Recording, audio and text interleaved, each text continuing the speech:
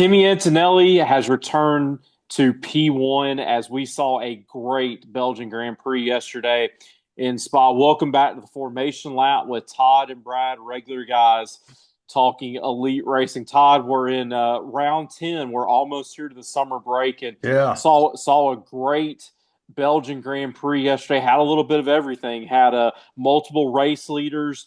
Had the virtual safety car at several points. Had, of course, George Russell knocked out on lap one. He barely made it through. I think he made it through about three corners, and he was knocked out. We're yeah. going to talk about that. But Todd, I'll bring you in here. Just give us some of your reactions and some of your thoughts on what we saw in Spa on Sunday. Yeah, Brad. I mean, it's great to be back, and man, I wish we'd been there. We were there virtually, I guess, but Spa gave us a little bit of everything. Because the strategy, you got to see some of the strategy. The opening lap, like you said, we were expecting something on the first turn, but we didn't Mm-hmm. expect George to be, that. And then the midfield battles, we really got to see that, going on. We'll talk about that in a little bit, and then Brad, I mean, for a 19-year-old, he drove like a champion. Unbelievable. And that's what I'd love just to chat a little bit about because he had a lot of things thrown at him and coming off the two races that he didn't finish or he didn't score, that could weigh on someone. But for a 19-year-old, it was something. But he's back on top. Ferrari is definitely inching closer, Mm-hmm. and we'll have to see what happens as we go into the championship. But he's got a clear piece on it. But Brad, what do you think of that finish and how it all ended up? Yeah, well, and just I'm going to pat myself on the back a little bit here. I called Kimmy in our preview show for getting on pole. I didn't think he would win, but Todd, you mentioned, I He mean, did. we heard in the race the undercut was it's very powerful in Spa, and I mean, I'll be honest, there, it was getting there late in the race. I mean, we were under 15 laps of race. I'm like, man, Charles has really got a chance at this thing, and then Kimmy put his head Yeah. down, started putting in those really good sectors. He started putting in those laps and just ate away at that time. And he was on a little bit fresher tires, but like I said, he had the undercut. He got kind of caught up with some unfortunate. They kept sending out the virtual safety car where there's no actual safety car, but the Yeah. the drivers in the cars have to maintain a certain what they call a delta pace. While some of the stewards we're talking about such a huge track, so they were doing that to send the stewards to clean off gravel and debris on the track at different sectors. So, Kimmy, Todd, I think you hit it perfectly. He had a lot to overcome, and even when he got past Charles, it's not like he just ran away from Charles. Charles was still, for several laps hanging within a second there. He had the ability to hit the boost, to hit the boost button, and Kimmy Yeah. really just kept kind of grinding away those final 10 laps or so, and it ended up beating Charles by close to 2 seconds. But it was a professional drive out of a 19-year-old in going through his second F1 season. So I mean, just shows you just how world class, how elite he is. And I want to say a really good race from Charles. I mentioned, Todd, there was a chance that as I was watching the race, I was like, man, Charles has got a legit chance to win this Yeah, he thing. does. He looked really really good. Of course, had an okay qualifying, but he was down in the field, and man, that Ferrari has got something to it. But it was a great race. Max did a good job. Hanging on to a podium, but it was clearly that it was Kimmy and Charles there. I mean, Charles was a good almost 10 seconds. I think, I'm looking at the numbers here, 9.5 seconds finishing ahead of Max. So it was about Kimmy and Charles on Yeah, Sunday. and Brad, you're right because Kimmy had to recover, and nobody in the last multiple years has won from pole. Right, And right. so, it was kind of against him. We all got excited. Yep. And then, he had to survive and recover the lead. And then he got undercut, like you said. And then the virtual safety, So I thought he drove amazingly. And it's Yeah. interesting that he has a car that's got some problems. We've heard some power units, some software, but he figures out how to push it. And I guess, That's Brad, right. my question to you, is it more about Kimmy's driving or is it Mercedes pace or is it Ferrari fading, I don't think it's Ferrari fading. I think, really, I mean, he is in the best car. Let's be honest. They have while Yeah. we're told by the FIA and Formula One that Red Bull has got the best power unit, take that for what you will. I don't necessarily believe that. I think where Mercedes has figured out straight line speed. They figured it out with their aero package, and Yeah.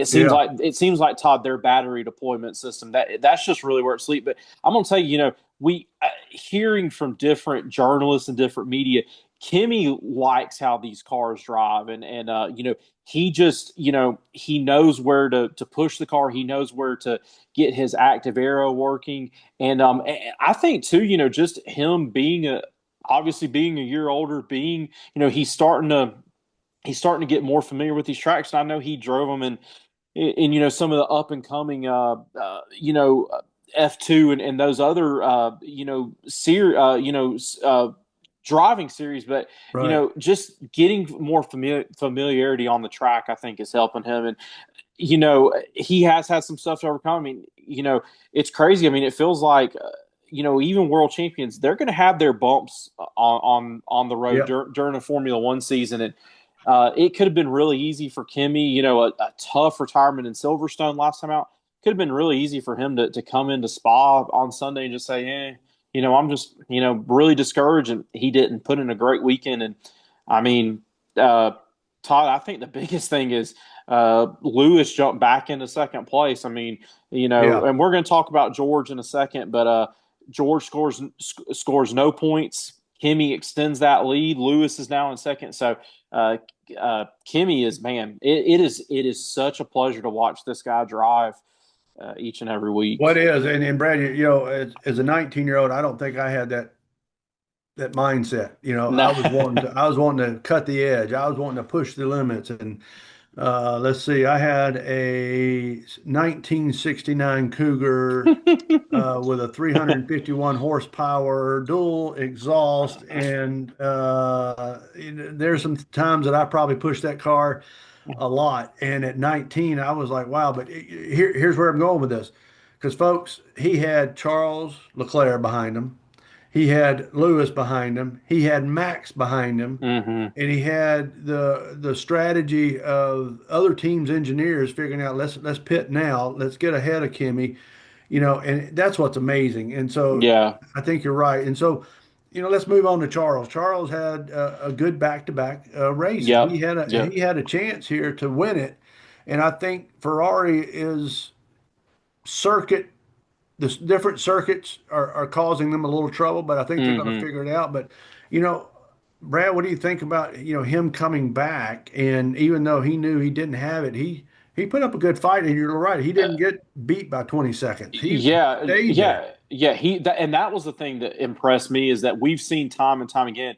At some point, kind of that late third of the race, kind of okay, pit Yeah, stops are over, where Kimi takes lead. It's like, oh, Kimi's gone, he's up the road, and he's going to win this thing by you know that's right. 8, 9, 10 seconds. Charles stayed attached to him. That was the thing that really impressed me is that Charles. I mean, like I said, the official time that he finished behind Kimi was 1.952 seconds. Okay. That's incredible, Todd. Like Yeah. that really impresses me out of Charles. But I also think it shows, man, how much Ferrari has come along in this car too. They're I think they're still missing some straight line speed. I think that's the biggest thing, the biggest deficit to Mercedes. But Charles is in really good form right now. We talked about, I mean, Monaco up until Silverstone a couple weeks ago, he had it rough. I mean, he was really struggling. Yeah. He was definitely behind Lewis, and these last two races, I mean, he's P1 in Silverstone and then second in Spa. I mean, he's in better form than Lewis right now, in my opinion. Yeah, he is, and Lewis, I think, is almost there. He wrecked in free practice three, and that Right. might have put a little doubt in his Got in mind his head. Got in on his that one head. curve. Yeah. But together, I think they are really putting the pressure on Mercedes that Yes. Mercedes wasn't expecting, and George being out. But you know, we'll see what comes. They got another tough circuit, and we'll see Ferrari how they're doing. I mean, they've Yeah. got some other things coming, but Brad, let's switch to Red Bull. I mean, Max, he pulled out everything he could He to get in did. qualifying, to get on the front row, and then he did everything. He realized his car, just wasn't going to get there. But you know Right. what? Him, and then Isaac or Isaac, however you want to say it. Isaac was way back in the pecking order, but he pushed it. So I think I, Red Bull has figured out something with their cars. What do you think about Yeah, that? absolutely. And I got to say, hats off to Isaac. He's at Harry. So, he knew that he was going to be starting from late on the pretty much last or second last on the grid because completely changed around his car. And what does he do? He gives Max a huge tow in qualifying Yeah. on Friday, and Max ends up starting. He started second on the grid, I Yeah. believe. And he Right, said he would right. have been six probably if he Yeah, didn't yeah. have that So toe. hats off. I really think that shows what kind of teammate Isaac is, and Todd. Yeah. That's not the hey, whether these guys probably don't want to admit it, not at some point as a world champion, you gotta have a little help from your teammate. Now, in saying that, if you followed F1, to any extent, you know that your teammate is your biggest rival. That's who you want to beat first. But Yeah. good job by Isaac, and man, Yeah. he had an incredible race. Todd, this blew my mind. He had three pit stops. That I thought Red Bull's strategy with him was incredible. They just, Oh yeah. I forgot he did have they three. three Yeah. pit stops. They just made sure they were getting him on fresh tires, and he ends up finishing P6. I believe he started 21st. So incredible performance from Isaac. I think Max had some. Max is a legend. Max had some good pace, but Yeah, Max. he knew he was not going to be able to That's push it, right. but he That's did right. everything he could. And That's right. we thought Racing Bulls was going to get close to him, and they still might. But I think Yeah. Red Bull has figured out something, and we'll have to watch it. But the other one there is uh, Gabrielle. I mean, he came out of nowhere Absolutely. and did great, and kind of was in between them and the Racing Bulls, right? Absolutely incredible race. And Todd, I mean, this was big for Audi. We've kind of been waiting on them. They're a Yeah. huge name. They're a huge name in automobiles, but obviously in motorsport. And for Gabby Bortoleto to pull out P8, I mean, that was a very big deal. And Todd, we mentioned it. He was in front of the Alpines and he was in front of the Racing Bulls. So Yeah.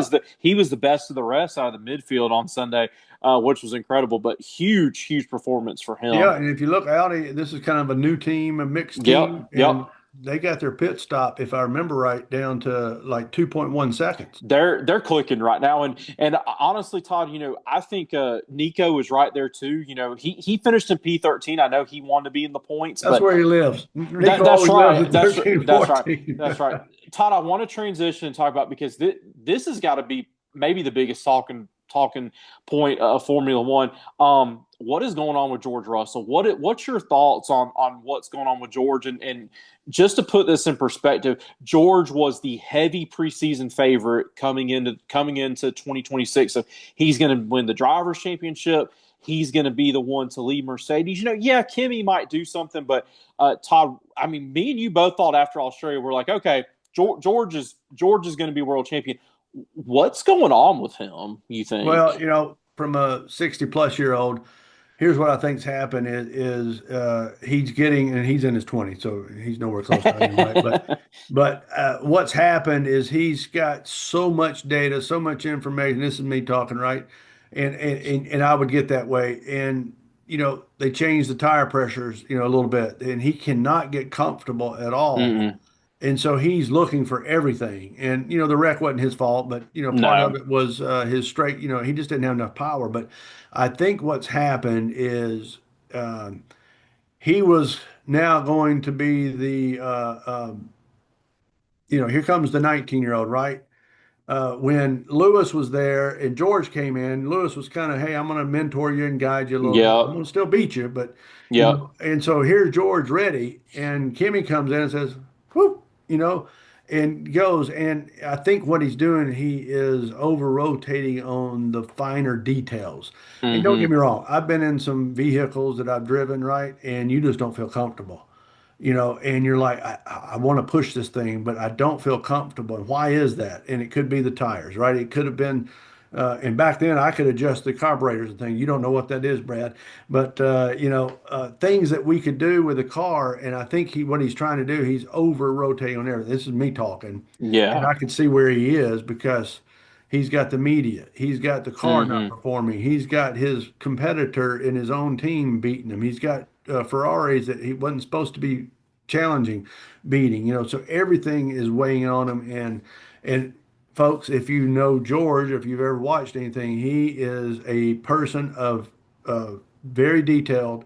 It's got to be exactly this, this, this, and this. And so what's happened, in my opinion, is he hasn't been able to handle all of it happening at one time. And then one thing after another is not bad luck, but one thing after another, then it builds up. And so Yeah. some of it's psychological, but I think he's not comfortable with his car. And that's Yeah. just my opinion. No, I What mean, do you think, Brad? you know, you hit the nail on the head. I mean, I think I think two, three factors here for me is one, Mercedes has just had the reliability issues. And it's happened to Kimi too, but it seems like it's happened to George a little bit more. But Yeah. he's got a lack of confidence in the car. I mean, I think George is just, Todd.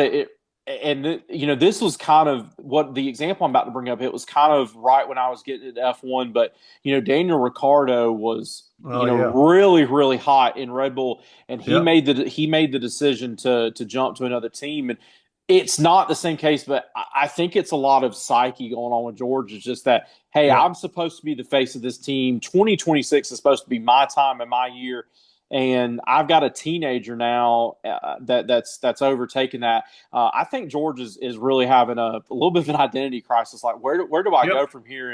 And Todd, we're going to talk about this in our some of our episodes in August. It's going to be what we call silly season in F1, where all these rumors start flying. But I wonder if George continues to struggle, does Mercedes look for a replacement for him? Does maybe he look to go to another team? Because Todd, at some point this year, if Ferrari keep making this charge and Kimi is at Yeah. risk of losing, they're going to have to force team orders on George to say, George, you got to give that place up to Kimi, or George, Yep. we need you to hold off Lewis, You're Charles, driver Max. number two now. Exactly. And Yeah. so I really think I think George is he's ready to get the summer break to evaluate what am I going to do? What am I going to do next? But I feel for the guy. I mean, I really do. It was not his fault. It wasn't Lewis's fault. It was wrong place, wrong time. But you hit the nail on the head a second ago. It was he didn't have enough speed, and heard Toto Hmm. say that both cars had some software issues, but really bad form. And you can just watching that interview yesterday. I mean, and it was in the middle of the race that he went to the media Yeah. paddock and did that interview. But you could just, I mean, he was about to tear up because I think he's realizing, man, Yeah. this championship's getting away from me. It is not over by any means. We got what 12 races left. It's not over by any means, but time is starting to draw short for Yeah, it Georgia. is. And he came in the year, Mercedes just was hot and Yep, nobody was going to touch them. And now yep, all of a sudden, as you said, Ferrari and Red Bull are pushing and pressing. mm-hmm, And now George is like, I'm not performing. And, if you're Wolf, you've got to make a business decision. yep. And like you said, Kimmy is not going to just glide to the championship either. He's going to be No, pushed. And so, how am I going to get Kimmy to the championship? I'm going to have to do some you're gonna changes. have to say you're gonna have to unfortunately sacrifice George That's right. and yeah, so it's going to be interesting. Todd, just a couple other thoughts about yesterday. Arvid Lindblad. And I know he's got the updated car, and we'll see it from Liam next in Hungary. But man, Arvid Lindblad, so impressed with this rookie. He continues to put in good performances. Yeah. Franco Colapinto scoring some nice points there for Alpine. That was entertaining, and I want to say I gotta throw in here, and I may take a little opposition. That's fine. If Lando does not have a stinking 7 second pit stop, Lando's on the Yeah. podium. Yeah. I'm not going to jump into this too much because we're going to talk about it in our preview episode, but I've got some excitement for Hungary because Yeah. my papaya guys, I think, with some upgrades, and they finally got the new Mercedes power unit. I think McLaren's coming. I don't know that we're going to reach Mercedes and Ferrari, but I think we're going to start putting on. But I hated that for Lando. But Todd, any just kind of final thoughts on what we saw in Spa on Sunday? Well, and I want to touch real quick about the midfield because Yeah, those races are just as exciting as the championship race. absolutely. And it hasn't always been that way. It's kind of been up and down, but between Racing Bulls, Audi, and Alpine, Williams is up and down. Somewhere in there. But those three are really showing it. And folks, if you didn't know, Limblad, as Brad said, got an upgrade. Well, before Silverstone, they knew they were going to be able to do upgrades, but they came out and said, "Oh, we're not going to be able to do both of you." And so the principal, this was cool, gave them three options. We can either not do it, or basically, one of you, can get it, or you can in Silverstone race for it, and whoever I love qualifies the that. best then gets it. I love And that. the both drivers said, "We're going to race for it," I love that. And so Limblad being, the rookie here, man, what an opportunity! And he proved it. He said, "Okay, I Yes. proved it out there." And you're right. I think Racing Bulls is really coming on, Yeah. and it's been just as exciting because sometimes you're 20 seconds ahead, they go to the midfield, and it's been fun. And if you saw Lawson and Limblad, they were racing each other. It was like, dude, you're better to wreck.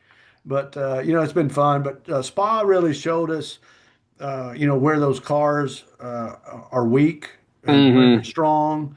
And we got to see some passing in a few areas that we were not used to. Right. But Spa, again, the drivers might have, had the hero, but Spa was the storyteller because It was great. it really was fun and watching it. And as you saw at the very end, they don't get to make the final lap. They have to turn around because it's so much, long. And, Right. so Spa was great. I can't Yeah. wait to see it next year, as these cars get a little bit better. And I'm excited about Hungary. But Brad, thanks. It's been a lot of fun. And Absolutely.